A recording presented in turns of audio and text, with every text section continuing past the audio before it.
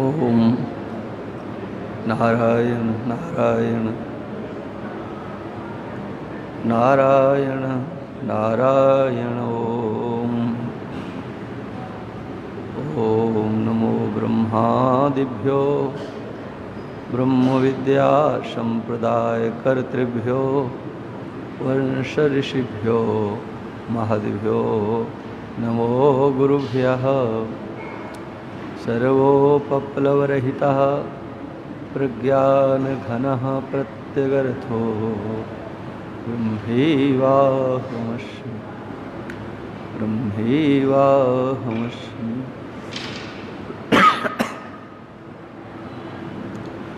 शङ्करं शङ्कराचार्यं केशवं वादरायणं श्रोत्रभास्यकृतौ वन्दे भगवन्तौ पुनः पुनः। प्रशान्तभावं शिवमद्वितीयं प्रदायकं मुक्तिमखण्डबोधं प्रणाशकं मोहमदादिदोषान् प्रणमामि तं सद्गुरुं वामदेवम्। पार्थाय प्रतिबोधतां भगवता नारायणेन स्वयं व्यासेन ग्रथितां पुराणमुनिना मध्ये महाभारतम्। अद्वैतामृतवर्षिणीं भगवती अष्टादशाध्यायिनी मम्बत्वामनुसन्दधामि भगवद्गीते भवद्वेषिणीं। प्रपन्नपारिजाताय स्तोत्रवेत्रैकपाणये ज्ञानमुद्राय कृष्णाय गीतामृतदुहे नमः गीतामृतदुहे नमो।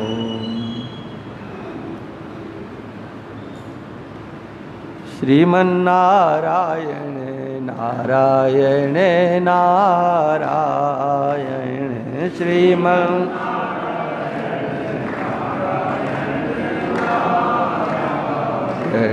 भजमन्नारायण नारायण नारायण भजमन्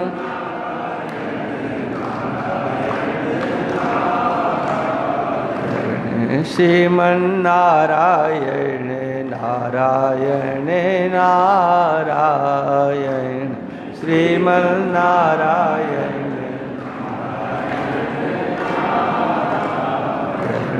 भजमन्नारायण नारायण नारायण भजमन्नारायण।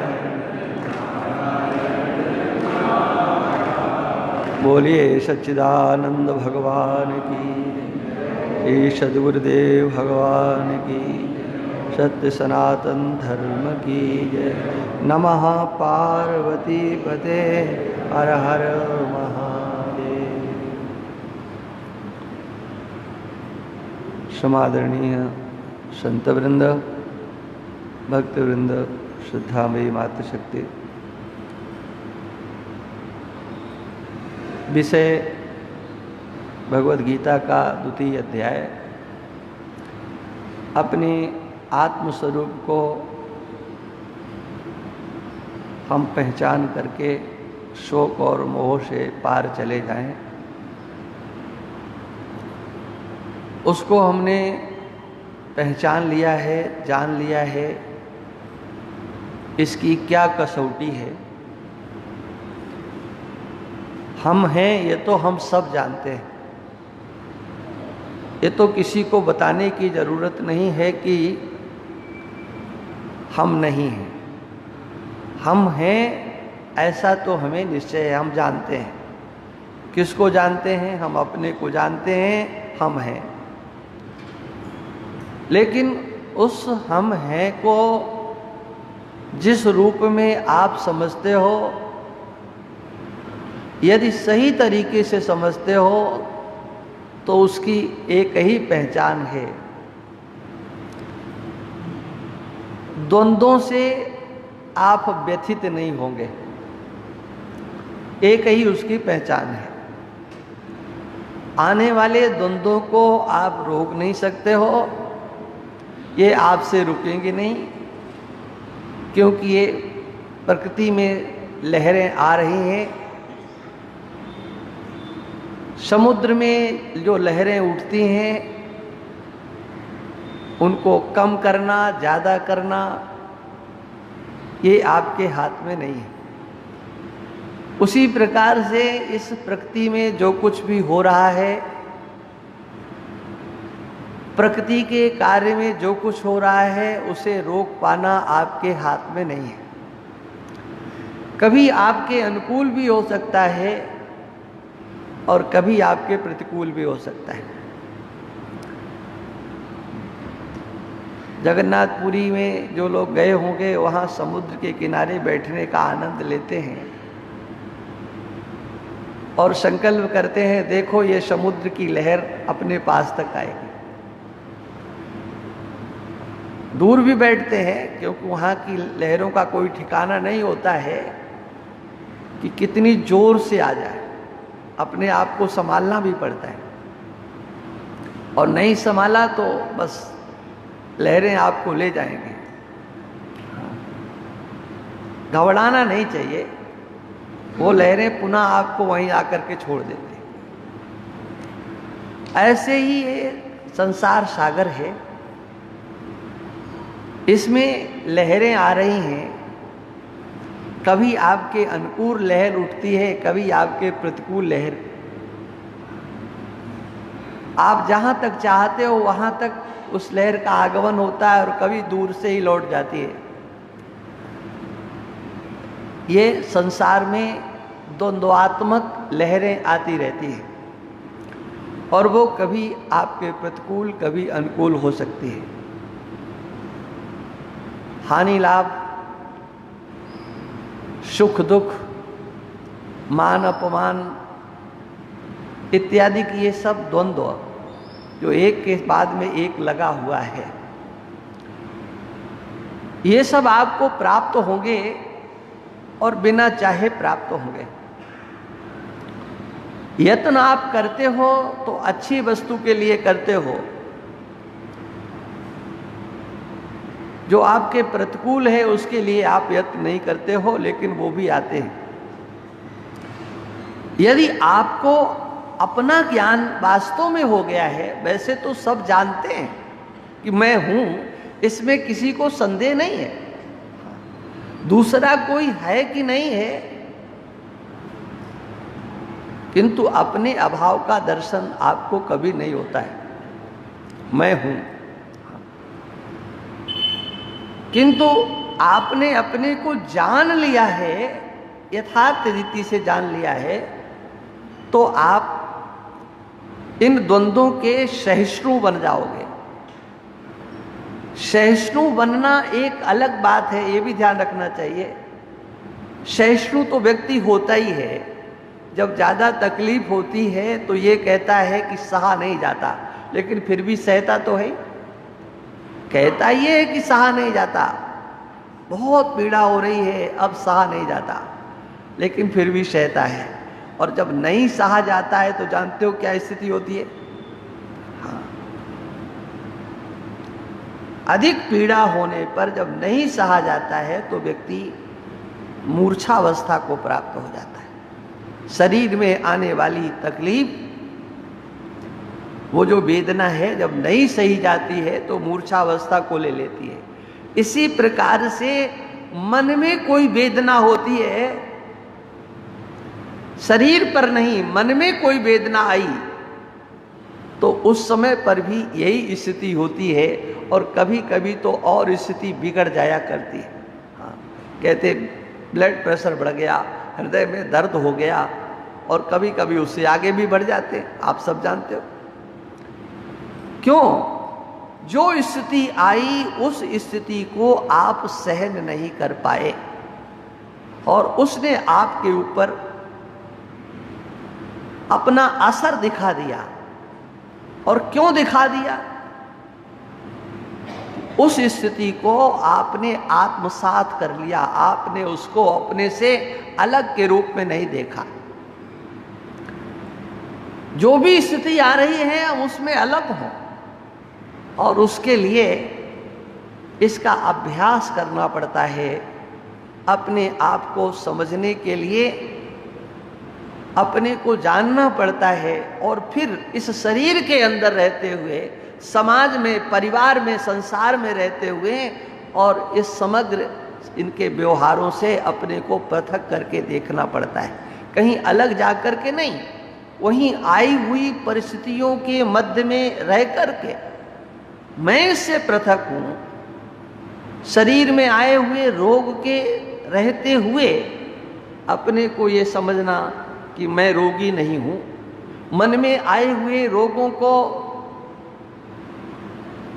देख करके भी कि ये मन में विकृति आई है, विकार आया है, लेकिन मैं तो निर्विकार हूं। आत्मा में कोई विकार नहीं है। विकार है तो स्थूल शरीर में है, सूक्ष्म शरीर में है,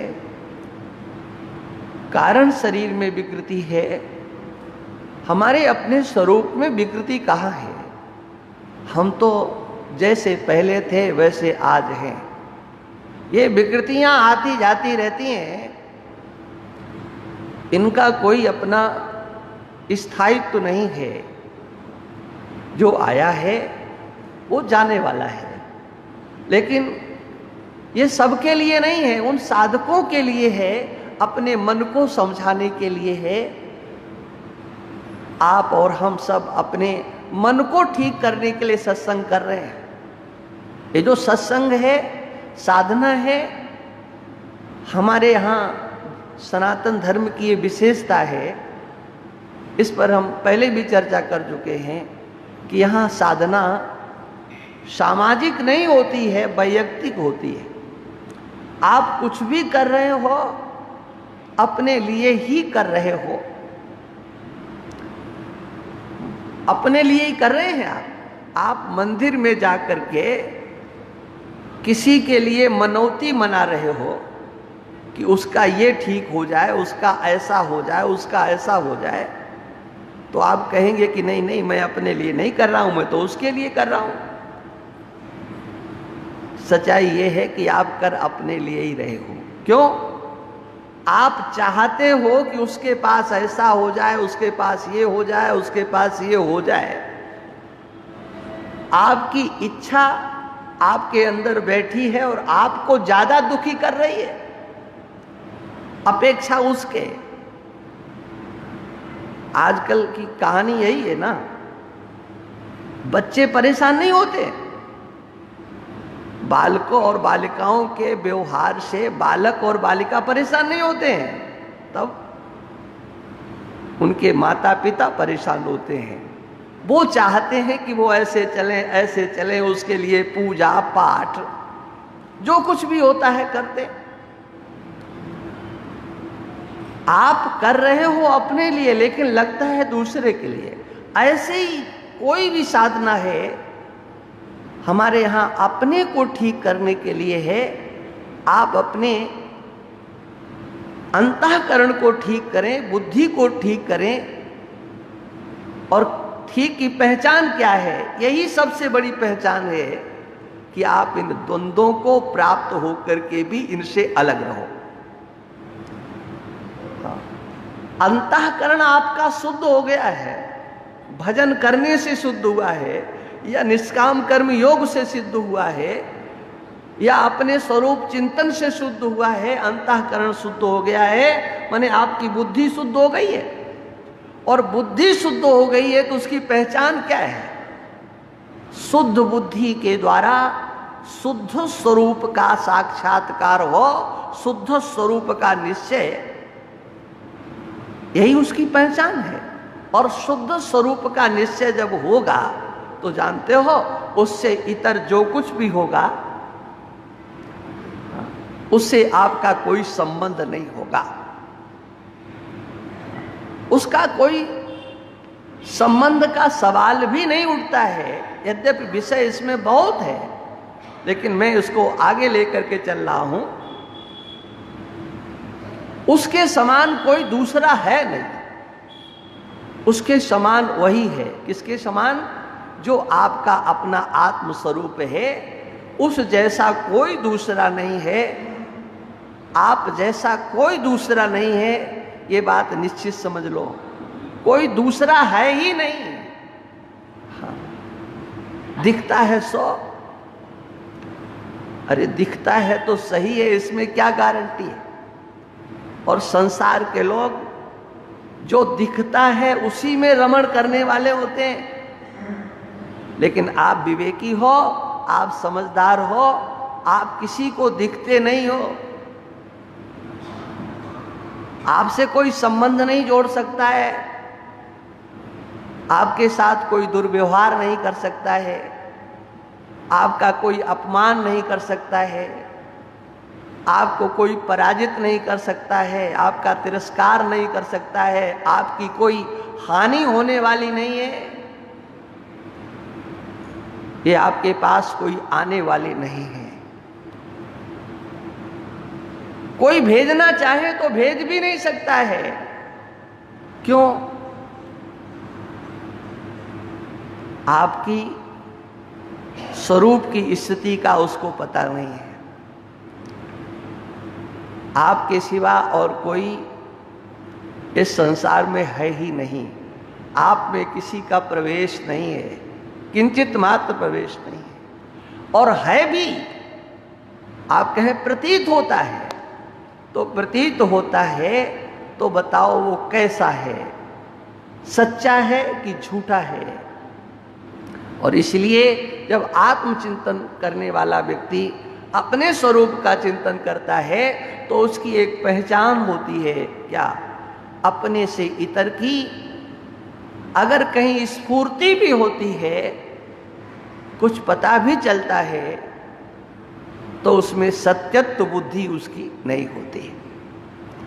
ये सत्य है ऐसा वो निश्चय कभी करता ही नहीं है, क्योंकि उसके मन में एक, उसकी बुद्धि में एक निश्चय हो चुका है, आत्मसत्ता के सिवा और कुछ सत्य नहीं है। हाँ।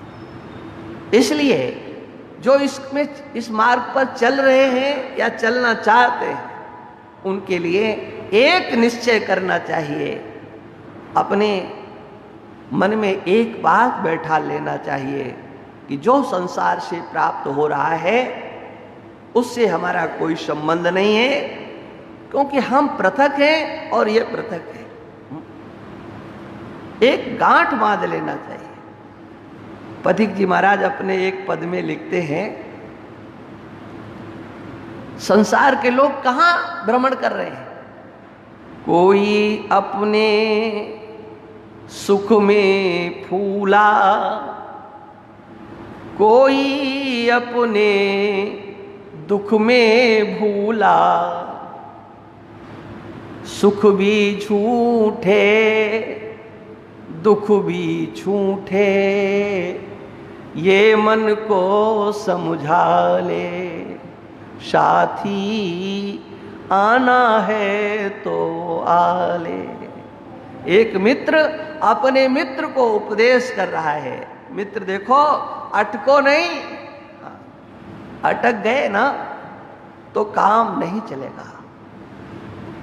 वही मित्र मित्र है जो अपने मित्र को सन्मार्ग पर लेकर के चलता है। कुपथ निवार सुपंथ चलावा, आप उसी को मित्र समझो जो कुपंथ से हटा करके सुपंथ पर आपको चला। गुण प्रकटे अवगुण ही दुरावा, आपके गुणों को आपको बताता है, आपकी कमियों को वो निकालता है, दूर करता है, वही मित्र होता है। सन्मार्ग पर ले चलने वाले ही मित्र मित्र कहलाते हैं। पथिक जी एक मित्र की मित्र से वार्ता कराते हुए अपने भावों को जो व्यक्त करते हैं, एक मित्र दूसरे मित्र से कह रहा है, देखो इस संसार में सच्चा कुछ नहीं है, ना सुख सच्चा है ना दुख सच्चा है। और ये आते कब हैं? जब इस संसार का आप आश्रय लेते हो, इनके आश्रय से आप जब रहना सीखते हो, तभी ये आपको व्यतीत करते हैं। इनका आश्रय छोड़ दीजिए। देखो, एक हमारी आपकी चिंतन की धारा, हम समझते हैं शरीर है तो हम हैं। सच ये है, हम है तो शरीर है। ये सारा संसार हमारी सत्ता से है, लेकिन हम समझते हैं दुनिया है तो हम हैं, संसार है तो हम हैं, और हम उसका आश्रय लेकर के चलते हैं। आश्रय उसका लेते हैं जिसका कल पता ही नहीं है क्या होने वाला है, उसका हमने आश्रय लिया हुआ है। देख जगत का लेन सहारा, खुद भूला है जगत बिचारा। अंधे बैल की पूंछ एक अंधे ने पकड़ ली, तो बताओ वो कहां जाकर के गिरेगा? कोई कह सकता है? संसार का आश्रय लिया है आपने। देख जगत का लेन सहारा, खुद भूला है जगत बिचारा। यह क्या देगा तू क्या लेगा, इससे नजर हटा ले। साथी आना है तो आ ले। इस संसार से आपको दृष्टि हटानी पड़ेगी, और जब तक संसार पर दृष्टि है ना, तब तक आपकी अपने पर दृष्टि जा ही नहीं सकती। और जब अपने पर दृष्टि चली जाएगी ना, तो फिर संसार में दृष्टि भेजना भी चाहोगे ना, तो ये जाएगी नहीं। अपने पर जब तक दृष्टि नहीं जाती है, तभी तक आप संसार को देखते हो। कहते हैं सूरदास जी को भगवान कृष्ण ने नेत्र दे दिए।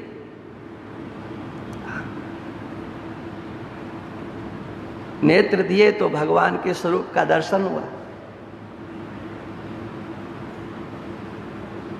तो सूरदास जी ने कहा कि महाराज, ये तो आपने बहुत बड़ी गलती कर दी। हम जैसे पहले थे वैसा ही हमको बना दीजिए। मुझे ये नेत्र नहीं चाहिए। क्यों महाराज? अभी तक ये संसार देखा नहीं था। आंखें खुली तो एक बार आपको देख लिया है, और आप रुकने वाले तो हो नहीं। अभी थोड़ी देर के बाद चले जाओगे। उसके बाद इनका उपयोग क्या होगा? क्या उपयोग होगा इन आंखों का? इससे तो फिर ये संसार ही देखा जाएगा। जिन नैनन सो यह रूप लख्यो, तिन नैनन सो अब देखिए का। जिन नेत्रों से भगवान का साक्षात्कार कर लिया है, उन नेत्रों से अब क्या संसार को देखा जाएगा? ध्यान रखना, जो स्थिति उनकी है वही स्थिति आपकी भी होने वाली है। ध्यान रखना, यदि आप लगे रहोगे तो एक दिन आपकी स्थिति भी हो जाएगी कि जिन अंतर के नेत्रों से आप संसार को देखते हो, उन्हीं अंतर के नेत्रों से जब आपको अपने स्वरूप का साक्षात्कार होगा, तो फिर उन अंतर के नेत्रों से ये संसार नहीं दिखाई पड़ेगा। हाँ, जब तक ये अंतर के नेत्र खुले नहीं है, मनमाने ढंग से इस संसार को देख रहे हो, तब तक देखते रहो, और वो अंदर के नेत्र जब खुल जाएंगे, उगरई बिमल बिलोचन ही के, अंदर के नेत्र। देखो, आप सबने कथा में सुना है कि भगवान शंकर ने तीसरा नेत्र खोला, और जब तीसरा नेत्र खोला तो वो कामदेव जल करके राख हो गया। जब से वो तीसर नयन उघारा, चितवत काम भयो जर छारा, काम जल करके नष्ट हो गया। दो नेत्रों से उन्होंने कामदेव को देखा, इन दो नेत्रों से कामदेव को देखा, लेकिन काम का कुछ बिगड़ा नहीं। वो जैसे का तैसा। लेकिन तीसरे नेत्र से जब कामदेव को देखा तो फिर वो काम नहीं रह गया, वो मिट्टी में मिल गया। और यही बात सच है हमारे आपके सब के लिए। हम लोग जब इस संसार को चर्म चक्षुओं से देखते हैं तो इसका हम कुछ बिगाड़ नहीं पाते, लेकिन जब ज्ञान दृष्टि से इस संसार को देखेंगे तो इसका कोई अस्तित्व रहने वाला नहीं है। इसलिए भाई सोच समझ करके इस मार्ग पे आना, ये भी हम बता दें आपको, जो खतरा बहुत बड़ा है। और वो क्या है कि जब आपको ये दृष्टि प्राप्त हो जाएगी तो उस समय जैसे वो कामदेव मुट्ठी भर राख रहे हो गया था ना, ऐसे ही आपका संसार भी मुट्ठी भर राख हो जाएगा। वहां तो मुट्ठी भर राख रह गया था, लेकिन ये यहां तो राख भी रहने वाला नहीं है, इसका कोई अस्तित्व रहने वाला नहीं है। जब तक आपकी ज्ञान दृष्टि खुलती नहीं है तब तक इस संसार में मौज कर लो, इस संसार में सज धज लो। और इसीलिए लोग जल्दी इस दृष्टि को प्राप्त करने की चेष्टा नहीं करते हैं, और करते भी हैं तो डरते डरते करते हैं कि कहीं मामला बिगड़ न जाए। बहुत सावधानी से सुनते हैं, जैसे आप लोग श्रद्धा पूर्वक सुन रहे हो, लेकिन पूरी समझदारी से सुनते हो क्या? पूरी समझदारी से ऐसा नहीं सुन लें, इतना नहीं सुन लें कि घर बार छोड़ करके और जाना पड़े। सुनेंगे लेकिन हिसाब से सुनेंगे, अपने मतलब की सुनेंगे। त्याग करने की बात आएगी उसको भी सुनेंगे, वैराग्य की बात आएगी उसको भी सुनेगी। लेकिन क्या ये सब हमको अपनाने के लिए है? इस संसार का त्याग करना है, संसार को छोड़ के जाना है, क्या ये सब उपदेश हमारे लिए है? अरे दुनिया में बहुत लोग पड़े हुए हैं जो इस उपदेश का पालन करेंगे। आप लोग भी सावधानी पूर्वक इसको सुनते हो और इस सच्चाई से इसको श्रवण करने लग जाओ तो इसकी यथार्थ स्थिति का ज्ञान होने में आपको देर नहीं लगेगी।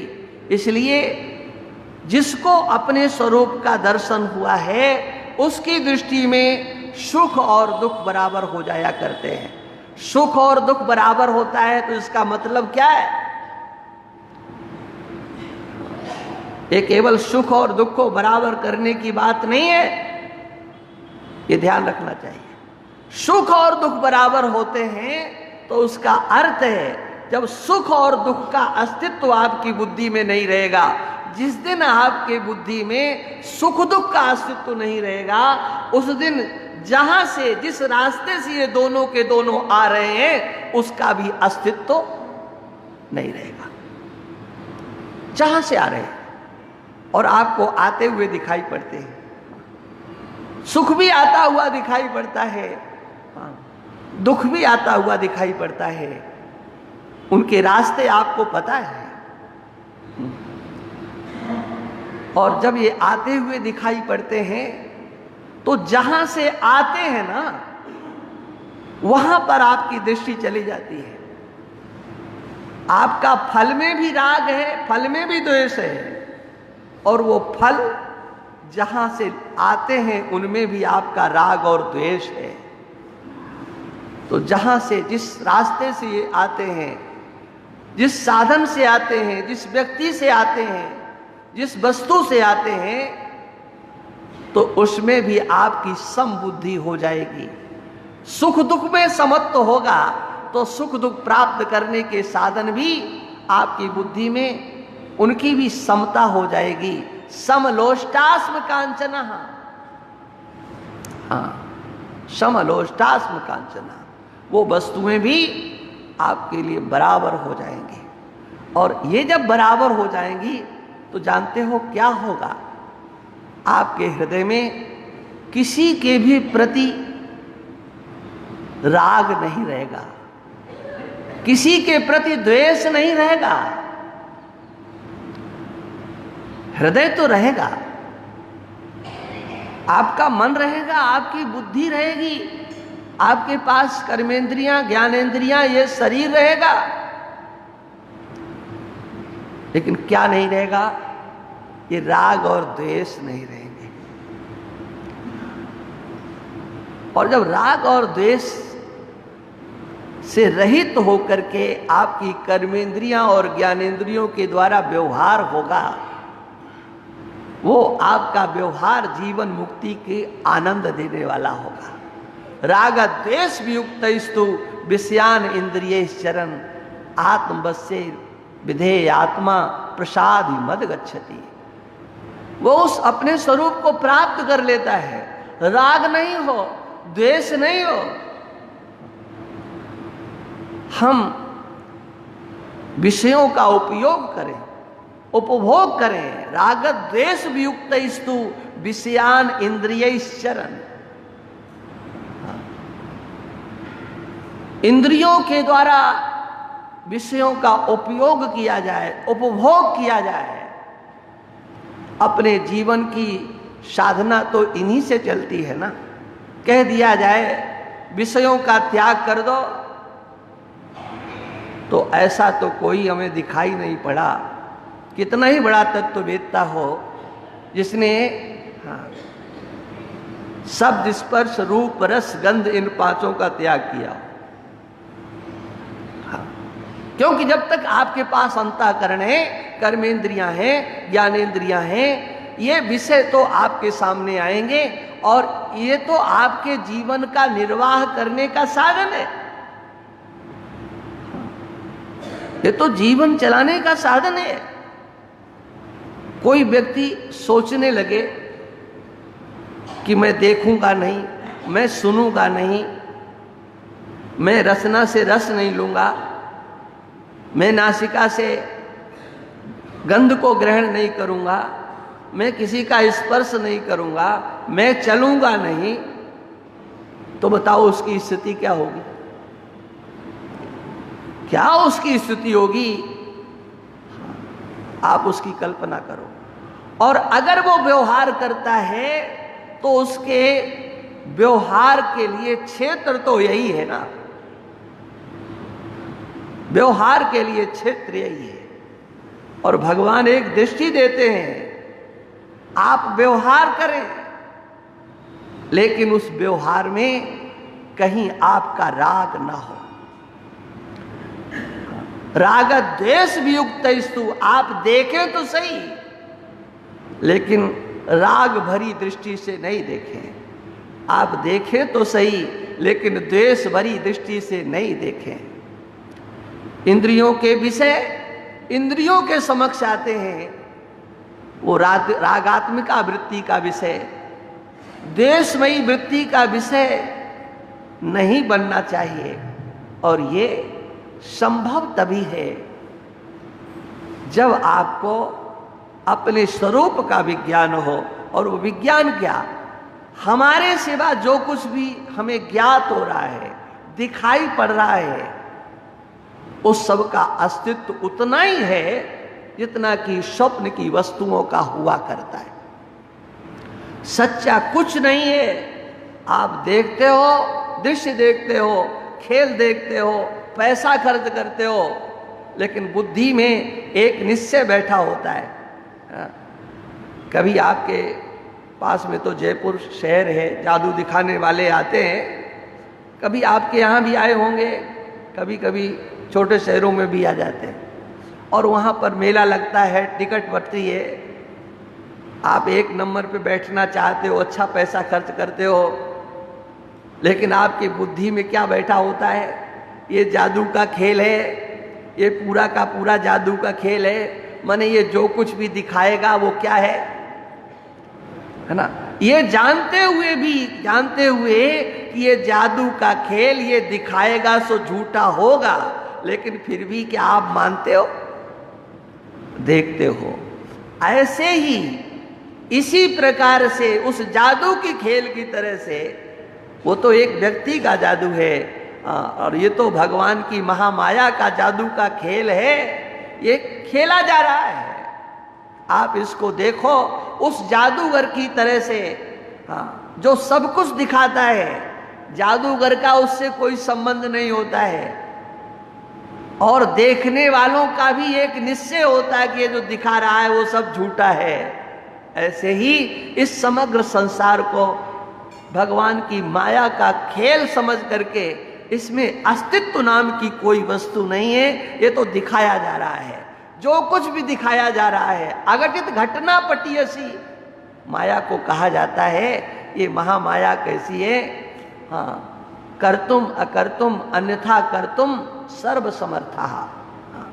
ईश्वर सर्व समर्थ है, ईश्वर सब कुछ कर सकता है, लेकिन माया के लिए कहा जाता है ईश्वर जिस कार्य को करने में संकोच करता है, माया उसको भी करके दिखा देती है। अघटित घटना पटियसी, जिसकी आप कल्पना भी नहीं कर सकते हो, उसको भी ये महामाया दिखा देती है। एक निश्चय के साथ ये खेल हो रहा है। हम अपनी दृष्टि को ठीक करें, रागत द्वेष वियुक्त स्तु, और ये तब हो सकता है जब आपकी दृष्टि अपने स्वरूप पर हो। स्वरूपातिरिक्त अगर कहीं दृष्टि आपकी सत्यत्व बुद्धि से जाती है, तो अभी आपको अपने आत्म स्वरूप का यथार्थ ज्ञान नहीं हुआ है। क्यों? अगर इस संसार में कुछ सत्य है तो जानते हो वो एक ही वस्तु है। वो एक ही, वो दो नहीं है। उसका नाम आप कुछ भी रख लो। एक अद्वितीय तत्व है जिसका नाम है आत्मा, जिसका नाम है परमात्मा, जिसका नाम है भगवान, जिसका नाम है ब्रह्म। आप कह लो अपनी दृष्टि से। भागवत में स्पष्ट इसका वर्णन आया है, वदन्ति तत्तत्व विदस्तत्वम यद ज्ञानवद्वयम्। जो तत्ववेत्ता होते हैं वो इस यथार्थ स्थिति को समझते हैं कि जो अद्वय ज्ञान है, अद्वितीय जो ज्ञान है, उस ज्ञान को तत्ववेत्ता तत्व के नाम से कहते हैं। वो एक तत्व है, लेकिन तत्व क्या है? वो अद्वितीय ज्ञान। वो जो अद्वितीय ज्ञान है किसी की दृष्टि में तत्व है। वदन्ति तत्तत्व विदस्तत्वम ब्रह्मेति। कोई उसी को ब्रह्म कहता है, कोई उसी को परमात्मा कहता है, और कोई उसी को भगवान कहता है। ब्रह्मेति परमात्मेति भगवान इति शब्दते। इन शब्दों से उसको कहा जाता है। कौन?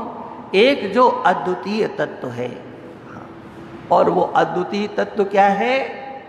वह जो आपका अपना स्वरूप है, वही अद्वितीय तत्व है। ये ध्यान रखना। उस अद्वितीय तत्व को ब्रह्म, परमात्मा, भगवान, ये सब कुछ कहा जाता है। आप कहें इतना बड़ा, ऐसा? हाँ, यही है। और उस दिन आपको बहुत आश्चर्य होगा जिस दिन इस सच्चाई का आपको ज्ञान होगा। उस दिन आपको बहुत आनंद होगा, आह्लाद होगा। इस सच्चाई का ज्ञान जिस दिन आपको होगा, उस दिन जितनी खुशी होगी शायद संसार में कभी आपको उतनी खुशी मिली नहीं होगी जिस दिन ये ज्ञान आपको होगा। एक ही तत्व सत्य, प्रतीत होना एक अलग चीज है और होना एक अलग चीज है। इस बात को समझना पड़ता है। जो प्रतीत होता है वो होता है, ये तो आप समझ चुके हैं, क्योंकि अनेक महापुरुषों का आगमन इस केकड़ी में होता है, अनेक संत महापुरुष आते हैं और आप इस बात को जानते हैं कि प्रतीत होने वाला हो इसकी कोई गारंटी नहीं होती। जैसे स्वप्न, हाँ, प्रतीत होता है लेकिन स्वप्न का संसार जागने पर मिलता नहीं है। आपका मनोराज्य ऐसा लगता है कि बहुत कुछ हुआ, और वो मनोराज्य दोनों प्रकार का होता है। कभी संयोग का मनोराज्य होने लगता है और कभी वियोग का मनोराज्य होने लगता है। कभी लाभ का मनोराज्य होने लगता है और कभी हानि का मनोराज्य होने लगता है। इस मनोराज्य की भी कोई कल्पना नहीं कि कौन सा मनोराज्य होगा। और जिस समय मनोराज्य होता है उस समय आप उसमें इतने तल्लीन हो जाते हो कि बस वहां कितना आनंद आता है। अगर सुख में मनोराज्य हुआ तो आप आनंदित हो जाते हो, और दुख में मनोराज्य हुआ तो वही स्थिति होती है जो अर्जुन की हुई है। हाँ, विसृज जैसा शरम चापम शोक संविघ्न मानसा। जब व्यक्ति का मनोराज्य होने लगे, कभी कभी कल्पना में व्यक्ति डूब जाते। हमने देखा, हाँ, एक व्यक्ति रो रहा था और कुछ नहीं, बैठा रो रहा। पूछा, भाई क्यों रो रहे हो? कुछ नहीं, याद आ गई। पिछली यादें भी रुला देती हैं और भविष्य में पता नहीं क्या होगा। हाँ, इसका साथ छूटेगा, क्या होगा, उस समय क्या होगा। व्यक्ति कहीं नहीं गया है, वो पास में है, लेकिन उसके वियोग की कल्पना ही सारा संसार बिगाड़ देती है। हाँ,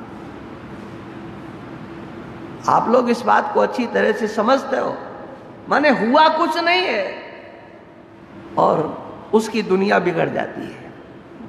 जैसे अर्जुन के सामने युद्ध नहीं हुआ लेकिन उसे पितरों तक के पतन की आशंका, वो तो गिरे ही जाएंगे, निश्चित गिरेंगे, हमारा सनातन धर्म नष्ट हो जाएगा।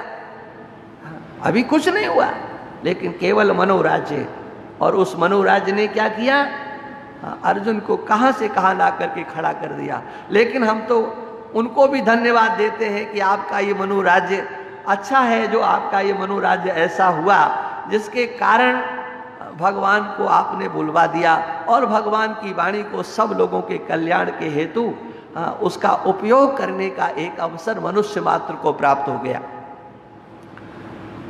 ये बात निश्चित समझ लेना, अपने आत्मसत्ता के सिवा कहीं किंचित मात्र कोई सत्य वस्तु नहीं है।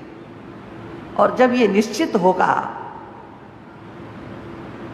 तो उस समय राग द्वेष अपने आप शिथिल हो जाएंगे। राग द्वेष को मिटाने के लिए आपको कुछ करना नहीं पड़ेगा। वैसे तो ये मिटते नहीं हैं, बहुत गहरे होते हैं, बहुत गहरे। लेकिन जब आप अपने स्वरूप का चिंतन करोगे तो इनमें शिथिलता आ जाएगी बार बार बार बार। और एक बात बताएं, राग से भी ज्यादा खतरनाक द्वेष होता है। हाँ। और उसको भगवान भी सहन नहीं करते। भगवान कहते हैं कि तुम सबसे प्रेम नहीं कर सकते हो तो कोई बात नहीं, लेकिन किसी से द्वेष करने का अधिकार तुम्हें हमने नहीं दिया। इसलिए भक्तों के लिए, तत्ववेत्ताओं के लिए, कर्म योगियों के लिए भगवान ने एक लकीर खींच दी है, तुम किसी से द्वेष नहीं करोगे। अद्वेष्टा सर्वभूतानां, आप किसी से द्वेष मत करो। माने जिससे द्वेष होता है, ये बात मैं पहले कह चुका हूं, फिर दोहरा रहा हूं, जिससे द्वेष होता है उसका आप भला कभी नहीं सोचते हो। उसके अहित की भावना आपके अंदर बैठी होती है, उसके नुकसान में आपको प्रसन्नता होती है, उसका काम बिगड़ता है और आप कहते हो भगवान ने सुन ही ली, हमने कहा था ना, तो भगवान ने हमारी प्रार्थना सुन ली है। माने तुम उसके हित का चिंतन नहीं कर सकते हो। उसका कहीं अपमान हो जाए तो अच्छा हुआ, सम्मान मिल जाए तो आपको पीड़ा होती है, उसका भला नहीं सोच सकते हो। यही देश की पहचान है। और उसका भला हो जाए ये तो कभी आपके मन में आएगा ही नहीं। और ऐसे लोग भगवान की दृष्टि में एक नंबर के अपराधी होते हैं। हाँ। आप देखो भगवान ने इसी भगवत गीता में 16वें अध्याय में स्पष्ट कर दिया, तान हम दुष्टा क्रूरान संसारे सुनराधमान क्षिपा में जस्र मसुवा आसुरी श्रेव कौनशु। यमराज सबका नियंत्रण करते हैं, धर्मराज सबका नियंत्रण करते हैं, लेकिन द्वेष करने वालों मनुष्यों को भगवान कहते हैं इनकी लिस्ट तो मैं रखता हूं। ये कितने ही धर्मात्मा बने रहे, कितने ही अच्छे काम करने वाले बने रहे, लेकिन अगर द्वेष करने वाले हैं तो मैं उनको धर्मराज के पास तक जाने नहीं देता हूं। उनके अपने किए गए सत्कर्मों का फल भी उनको मैं भोगने नहीं देता हूं। ताना हम दुष्टा, ये द्वेष करने वाले, ये मत समझ लेना कि द्वेष करने वाले अच्छे काम नहीं करते, नहीं नहीं, हाँ द्वेष करने वाले भी बहुत अच्छे अच्छे काम कर सकते हैं। लेकिन भगवान कहते हैं मैं उनको दंडित करता हूं और उन आसुरी योनियों में उनको फेंक देता हूं जहां पर द्वेष के सिवा और कुछ होता ही नहीं है। जाओ, तुम्हें द्वेष करना अच्छा लगता है तो अब सबसे द्वेष करो। कोई तुम्हारे प्रेम करने लायक संसार में रहेगा ही नहीं। ऐसी योनियों में भगवान भेज देते हैं। इसलिए भाई हम लोग बचें, अपने अंतःकरण को शुद्ध करने का यत्न करें, राग द्वेष से रहित होने का यत्न करें, और उससे बचने का उपाय है तो एक ही है, क्या? आप अपने स्वरूप का भी ज्ञान प्राप्त करें।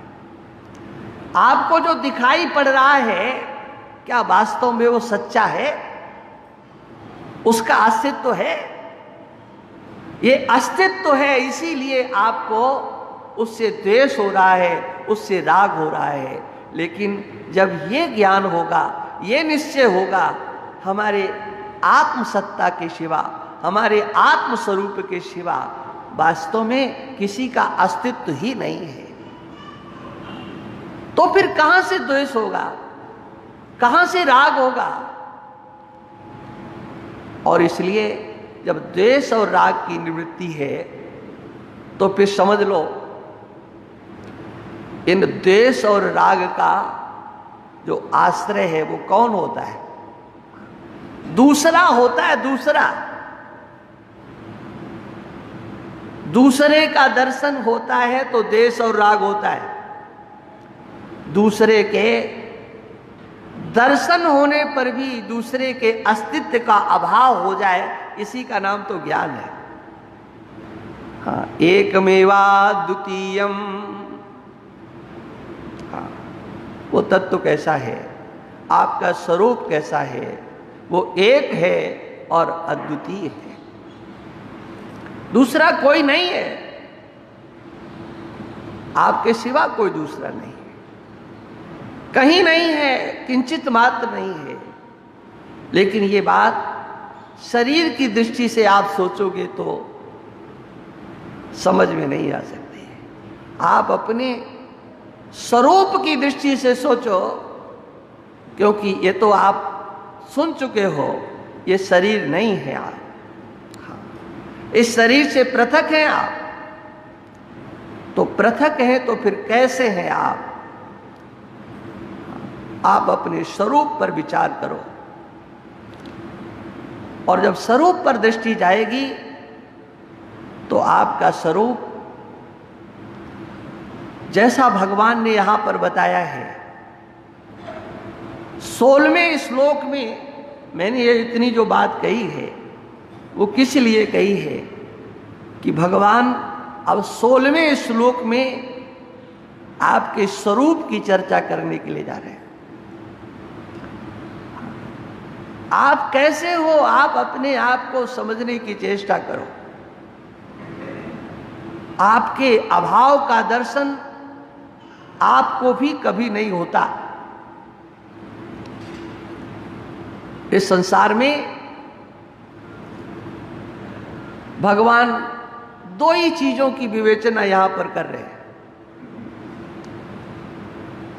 एक आप हो और एक आपकी दृष्टि में आने वाली वस्तु है। वो वस्तु शरीर से लेकर के समग्र संसार है। शरीर से लेकर के समग्र संसार एक है और एक आप हो, और शरीर आप हो नहीं। ये तो आप समझ चुके हैं। ये हाथ मेरा है, मैं इससे अलग हूं। ये शरीर मेरा है, मैं इससे अलग हूं। लेकिन आप कैसे हो ये तो दिखाई पड़ता है। तो एक निश्चय करो कि जैसा ये दिखाई पड़ता है वैसे हम नहीं। जैसा ये दिखाई पड़ता, आपको अपने स्वरूप का विज्ञान प्राप्त करने के लिए कहीं जाने की जरूरत नहीं है।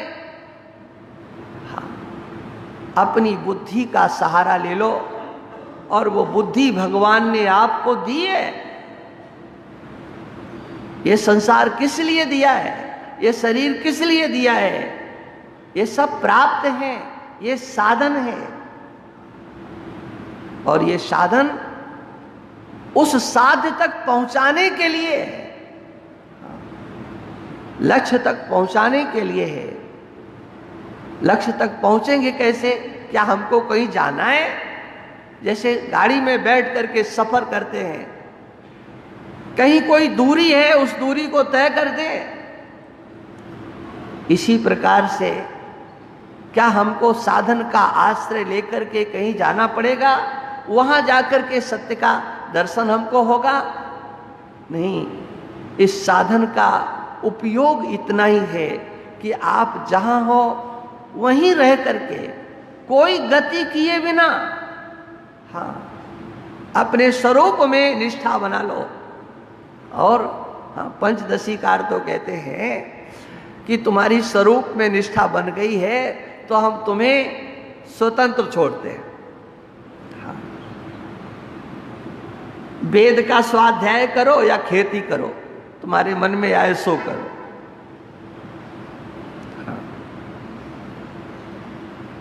आप कृषि कर सकते हो, आप वेद का स्वाध्याय भी कर सकते हो।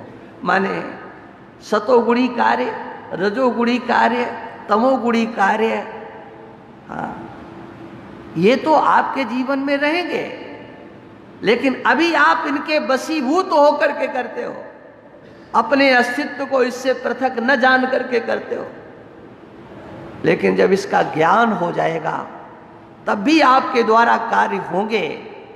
किंतु अंतर क्या होगा? अंतर एक होगा कि पहले आप कर्तृत्वाभिमान में धुत होकर के कार्य करते थे। मैं करता, मैं करता, मैं करता। और जब इस स्वरूप का ज्ञान होगा तो उस समय कोई कर्तृत्वाभिमान लाना भी चाहेगा तो आपके ऊपर थोपा नहीं जा सकता है। आपके अंदर ये भाव ही नहीं आएगा कि मैंने कुछ किया है। आप कर्तृत्वाभिमान से मुक्त हो जाओगे। लेकिन होगा कब? होगा तभी जब आपको अपने स्वरूप का ज्ञान हो। लेकिन कहां जाकर के करोगे? कहीं जाना नहीं है। एक दृष्टि डालो, हम कैसे हैं। जैसा ये संसार दिखाई पड़ता है वैसे हम नहीं हैं। ये कैसा दिखाई पड़ता है? तो देखो, प्रतिक्षण इसमें परिवर्तन हो रहा है। पहली बात, हाँ, दिखाई नहीं पड़ता है ये बात अलग है। हाँ, अगर दिखाई पड़ने लग जाए और पता बता दिया जाए कि इस दिन अब तुम्हारे जवानी के बाद बुढ़ापा आने वाला है, तो सोचो, पता लगे तो कैसा लगेगा? है? खुशी होगी कि नहीं? सोचो जरा, जवानी जा रही है, अब बुढ़ापा आने वाला है, हाँ, कैसा लगेगा? लेकिन भगवान की देखो कैसी कृपा है। कोई भी यंत्र आपके पास अभी तक वैज्ञानिकों के पास बनकर के तैयार नहीं हुआ है। युवावस्था से वृद्धावस्था की ओर किस दिन आप प्रस्थान करोगे? अरे ये तो बहुत बड़ी बात है। क्या आपको किसी को पता लगा मेरे सर के बाल, पहला बाल किस दिन सफेद हुआ? हाँ, किस दिन सफेद हुआ? हाँ, किस मुहूर्त में सफेद हुआ? दिन में सफेद हुआ कि रात में सफेद हुआ? किस घंटे में सफेद हुआ? किस मिनट में सफेद हुआ? और किस सेकंड में हुआ? और उसके नीचे चले जाओ, पता लगा सकते हो? नहीं लगा सकते हो, लेकिन हुआ है। हाँ, क्षण भी बहुत है, ये समझो। पता नहीं लगता है, लेकिन परिवर्तन हो रहा है, लगातार होता जा रहा है। हाँ, और पता न लगना, ये भी एक भगवान की कृपा ही समझ लो। और आगे भी जो कुछ होने वाला है उसका भी पता नहीं लगेगा, क्योंकि भगवान जानते हैं आपके अंदर, हाँ, वो निष्ठा नहीं है जो परीक्षित के अंदर थी। परीक्षित को पता लग गया कि 7वें दिन ऐसा होने वाला है, हाँ, तो सब कुछ छोड़ करके, हाँ, पुत्र को राज दिया और चले गए। हाँ, और कहां गए? बिल्कुल एकांत में गए। आप सबने उन कथाओं को सुना है, लेकिन आज पता लग जाए तो, अन्य किसी को पता लगे तो स्थिति क्या बनेगी? नहीं पता लगता है। तब करना क्या है? तब तो और ज्यादा सावधान होने की आवश्यकता है, लेकिन हम और अधिक प्रमाद करते हैं। पता नहीं है कल क्या होगा, लेकिन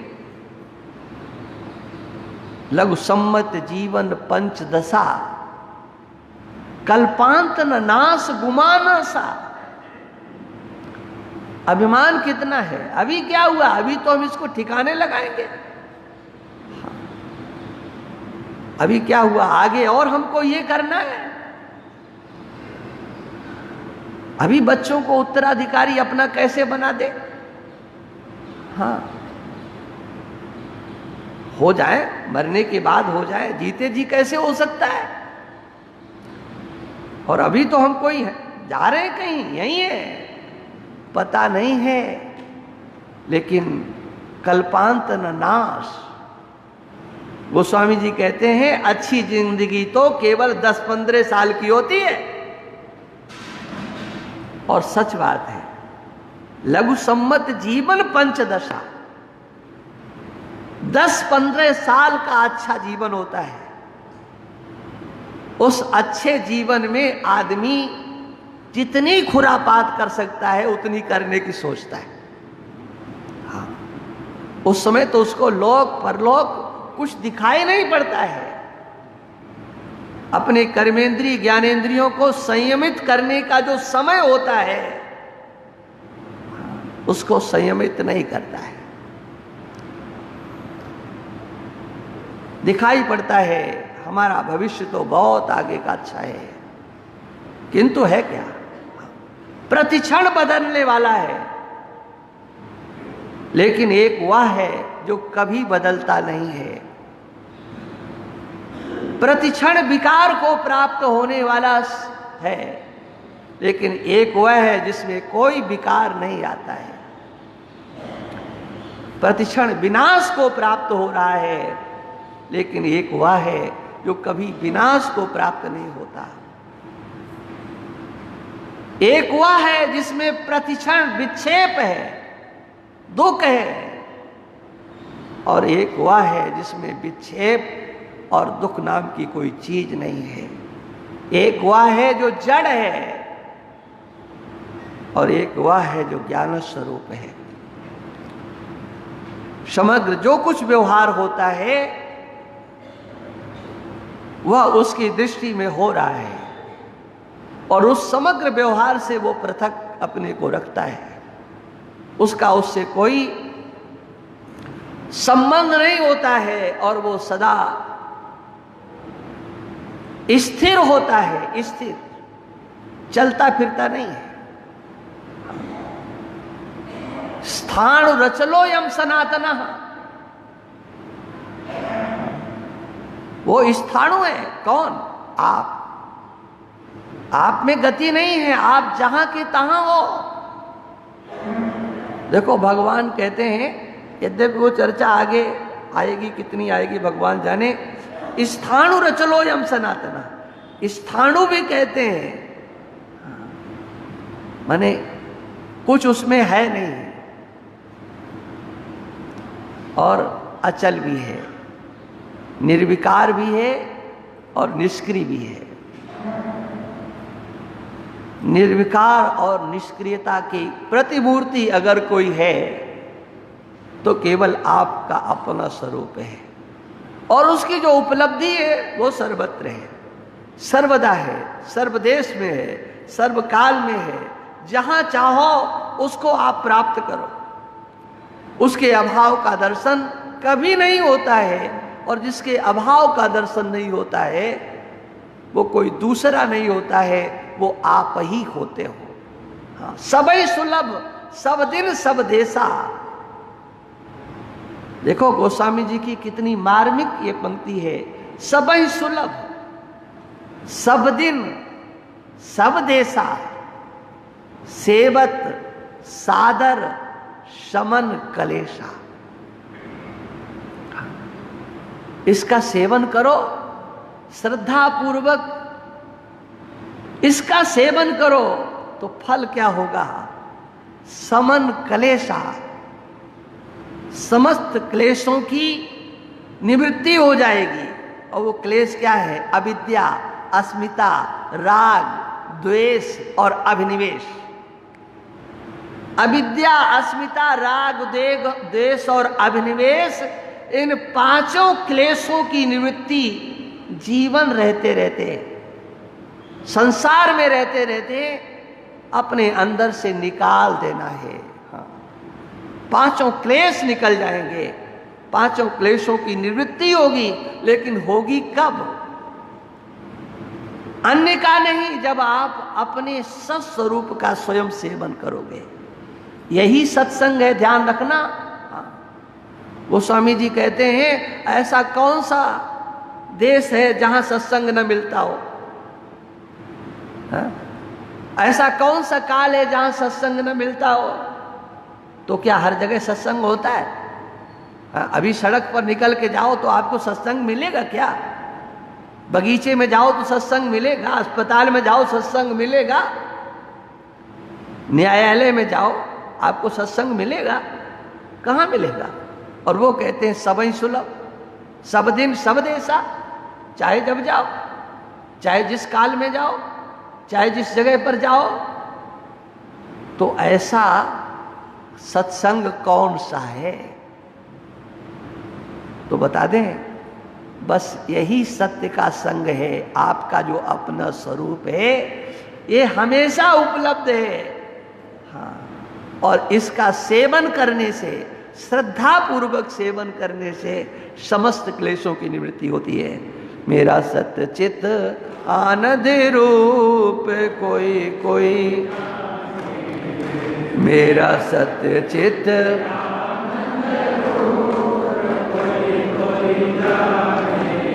सकल जगत का मैं हूँ सृष्टा,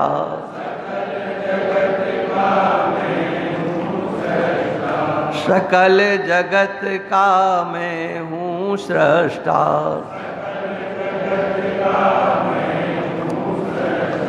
देह तीन का मैं हूँ दृष्टा,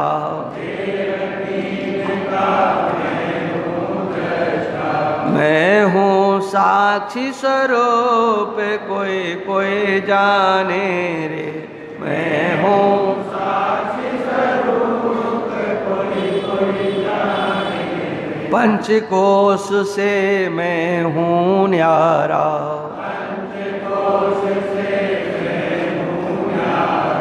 तीन अवस्था जानन हारा,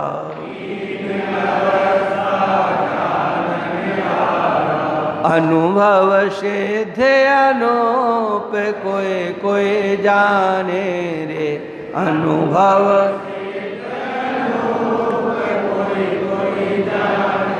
हे मेरा सत्य चित आनंद, जन्म मरण मेरा धर्म नहीं है,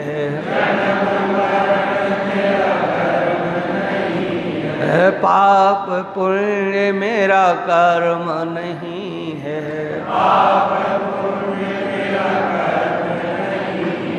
मैं हूँ सत्य स्वरूप कोई कोई जाने रे, मैं हूँ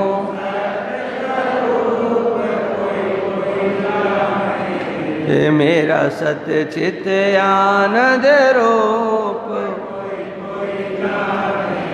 सूर्य चंद्र में तेज है मेरा,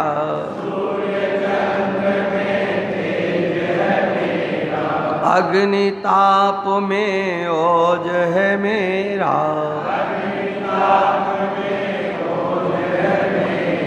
मैं हूँ ज्योति स्वरूप कोई कोई जाने रे, मैं हूँ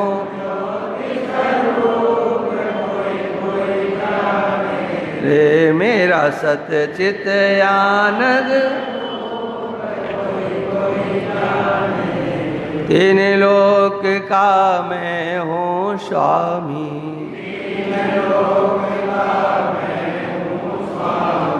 घट घट व्यापक अंतर्यामी,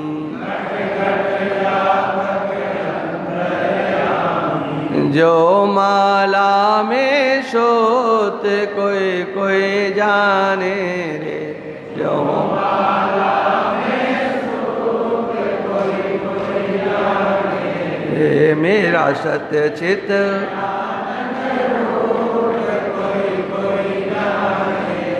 राजेश्वर निज रूप पहचानो,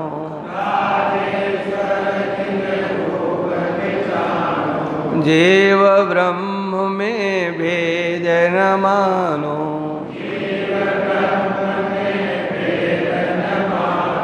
मैं हूँ ब्रह्म स्वरूप कोई कोई जाने रे, मैं हूँ